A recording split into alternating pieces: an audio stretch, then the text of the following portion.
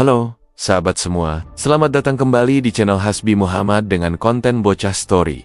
Jangan lupa like, komen, dan subscribe agar channel ini makin berkembang. Selamat menyaksikan.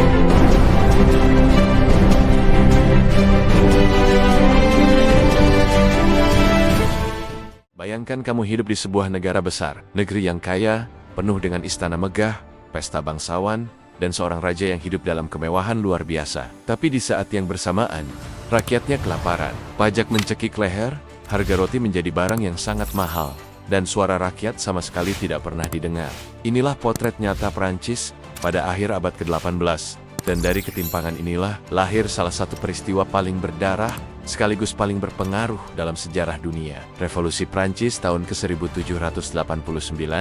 Revolusi ini bukan sekadar peristiwa menggulingkan seorang raja. Lebih dari itu, revolusi ini mengubah cara dunia memandang kekuasaan, hak asasi rakyat, dan apa itu demokrasi. Mari kita mundur sejenak sebelum tahun ke-1789. Saat itu, Prancis menganut sistem monarki absolut. Artinya, apa kata raja adalah hukum. Semua kekuasaan mutlak ada di tangannya. Saat itu, Prancis dipimpin oleh Raja Louis ke-16 bersama istrinya yang sangat terkenal karena gaya hidupnya yang boros, Marie Antoinette. Tapi masalahnya bukan hanya soal raja dan ratu. Akar masalahnya jauh lebih dalam, yaitu sistem sosial yang sangat timpang. Masyarakat Prancis pada waktu itu terbagi ke dalam 3 golongan besar yang disebut estate. Estate pertama adalah kaum pendeta dan pemuka agama. Estate kedua adalah kaum bangsawan. Dan yang terakhir, estate ketiga adalah semua orang selain keduanya. Mereka adalah rakyat jelata, mulai dari petani, buruh, pedagang, hingga penduduk kota biasa. Ironisnya, estate ketiga ini mencakup sekitar 97% dari total populasi Prancis. Namun, merekalah yang harus menanggung hampir seluruh beban pajak negara. Sementara itu, kaum pendeta dan bangsawan yang hidup mewah dan bergelimang harta justru bebas dari kewajiban membayar pajak. Bayangkan betapa tidak adilnya sistem ini. Ketidakadilan ini semakin menjadi-jadi ketika Prancis mengalami krisis keuangan yang parah. Negara berada di ambang kebangkrutan. Kenapa negara sebesar Prancis bisa bangkrut? Ada beberapa penyebab utama. Pertama, perang yang memakan biaya sangat mahal, termasuk saat Prancis membantu revolusi Amerika untuk merdeka dari Inggris.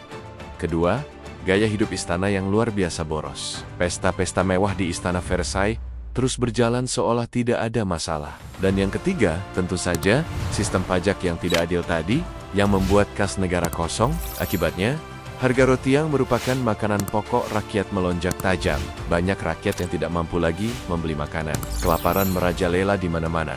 Sementara itu, di istana, pesta tetap meriah. Dari sinilah kemarahan kolektif rakyat mulai memuncak. Namun, revolusi Prancis tidak hanya dipicu oleh perut yang lapar. Revolusi ini juga dipicu oleh ide-ide baru yang sangat kuat. Abad ke-18 adalah masa yang dikenal sebagai zaman pencerahan atau Enlightenment. Para pemikir besar seperti John Locke menyebarkan gagasan tentang hak alami manusia, hak untuk hidup, hak atas kebebasan, dan hak atas kepemilikan. Lalu ada Montesquieu yang mencetuskan ide tentang pemisahan kekuasaan agar tidak ada tirani. Dan tentu saja, Jean-Jacques Rousseau yang menggagas konsep kedaulatan rakyat bahwa kekuasaan tertinggi seharusnya ada di tangan rakyat, bukan raja. Ide-ide cemerlang ini menyebar luas melalui buku, pamflet, dan diskusi di kedai-kedai kopi. Rakyat pun mulai bertanya pada diri mereka sendiri, kenapa raja punya kekuasaan yang mutlak? Kenapa kita sebagai rakyat tidak punya suara sama sekali? Bukankah kita semua manusia yang terlahir setara? Pertanyaan-pertanyaan kritis inilah yang menjadi bahan bakar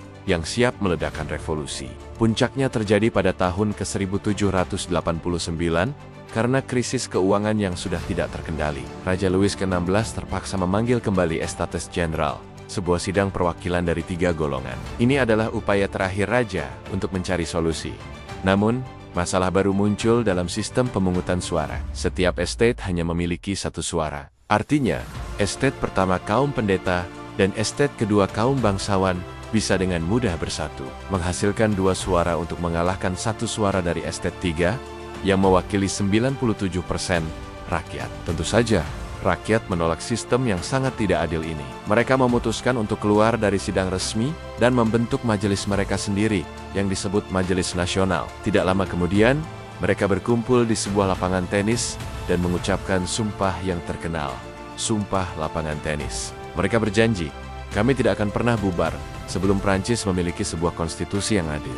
Inilah titik awal yang menandai dimulainya revolusi secara resmi. Ketegangan terus memuncak hingga tanggal 14 Juli tahun 1789 pada hari itu. Ribuan rakyat Paris yang marah menyerbu penjara Bastille. Bastille adalah sebuah benteng tua yang digunakan sebagai penjara dan menjadi simbol dari kekuasaan tirani raja. Sebenarnya, saat diserbu, Bastille hanya menahan segelintir tahanan.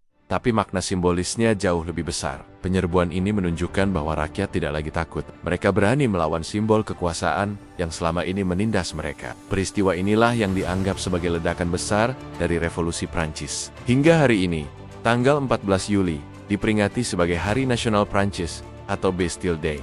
Setelah raja berhasil dijatuhkan, revolusi ternyata tidak langsung membawa kedamaian. Sebaliknya, Prancis memasuki salah satu fase paling gelap dalam sejarahnya, yang dikenal sebagai Reign of Terror atau pemerintahan teror antara tahun 1793 hingga ke 1794. Periode ini dipimpin oleh seorang tokoh radikal bernama Maximilien de Robespierre dengan dalih menjaga kemurnian revolusi. Ribuan orang yang dicurigai sebagai musuh revolusi ditangkap dan dihukum mati tanpa pengadilan yang adil. Alat eksekusi yang menjadi ikon masa itu adalah guillotine. Korban-korbannya tidak pandang bulu. Bahkan, Raja Louis ke-16 dan Ratu Marie Antoinette pun berakhir di bawah pisau giletin. Ironisnya, revolusi yang awalnya menuntut kebebasan, kesetaraan, dan persaudaraan justru berubah menjadi sebuah periode kekerasan brutal atas nama revolusi itu sendiri. Kekacauan politik dan pertumpahan darah ini pada akhirnya membuka jalan bagi seorang jenderal muda yang ambisius dan jenius secara militer, Napoleon Bonaparte. Pada tahun 1799, Napoleon melakukan kudeta, merebut kekuasaan, dan secara efektif mengakhiri era revolusi yang penuh gejolak. Ia berhasil membawa stabilitas yang dirindukan rakyat, namun ia juga mengangkat dirinya menjadi penguasa baru bagi Prancis. Meskipun penuh dengan darah dan kekacauan, warisan revolusi Prancis bagi dunia sangatlah besar dan tak ternilai. Revolusi ini melahirkan konsep modern tentang hak asasi manusia, seperti yang tertuang dalam Deklarasi Hak Asasi Manusia dan Warga Negara. Ia juga memperkenalkan konsep kesetaraan di hadapan hukum, di mana status bangsawan tidak lagi berarti apa-apa. Revolusi ini menjadi pemicu runtuhnya monarki absolut di seluruh Eropa dan menjadi inspirasi bagi banyak gerakan revolusi lainnya di berbagai belahan dunia. Slogan legendarisnya masih terus dikenang dan menginspirasi hingga hari ini: Liberté, Égalité, Fraternité, kebebasan, kesetaraan, persaudaraan. Revolusi Prancis mengajarkan kita satu hal yang sangat penting: ketika ketidakadilan, kesenjangan, dan suara rakyat dibiarkan terabaikan terlalu lama, maka sebuah perubahan besar bahkan yang penuh kekerasan bisa saja terjadi. Sejarah ini bukan sekadar cerita dari masa lalu, tapi sebuah cermin yang relevan bagi dunia modern kita hari ini. Jika kamu suka dengan konten sejarah yang diceritakan secara mendalam seperti ini, jangan lupa untuk menekan tombol like, subscribe, dan bagikan video ini ke teman-temanmu, karena sejarah adalah guru terbaik bagi umat manusia. Terima kasih sudah menonton.